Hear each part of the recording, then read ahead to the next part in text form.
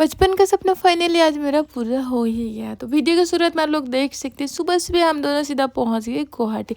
और गुवाहाटी स्टेशन पहुंचते नहा धो के रेडी हो के अच्छे से लाल कलर की साड़ी पहन के बैग रख के हम लोग सीधा निकल गए बाहर। मतलब अभी हम लोग जाने वाले हैं मंदिर कामाख्या माँ के दर्शन करने के लिए। सबसे पहले हम लोग चले हैं लिफ्ट में, क्योंकि सीढ़ी से उतरने की एनर्जी मुझ में नहीं है, क्योंकि पूरे रात जो सोए नहीं थे हम लोग।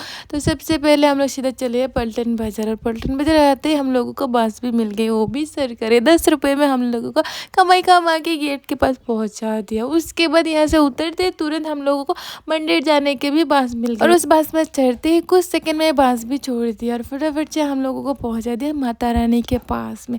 और यहाँ पर पहुंचते सबसे पहले हम लोग चले गए एक दुकान में कुछ सामान वगैरह खरीदने के लिए, क्योंकि हम लोग घर से लेकर आए थे लेकिन फूल चुन्नी और कुछ सामान लिया नहीं था, वो सब लेने के लिए। और लेते ही हम लोग सीधा सीढ़ी चढ़ने लग गए गाइस। और भगवान का लाख लाख शुक्र है कि आज इतना गर्मी नहीं है, इतना भीड़ में। और ऊपर से मैंने इतना हेवी साड़ी पहन लिया, लाल कलर की शादी की साड़ी। मैंने जब लिया था तभी मन में सोच लिया था एक बार शादी में पहनने के बाद दूसरे बार तो कामाख्या माँ के दर्शन के टाइम ही पहनेंगे। और फाइनली वो दिन आज आ ही गया।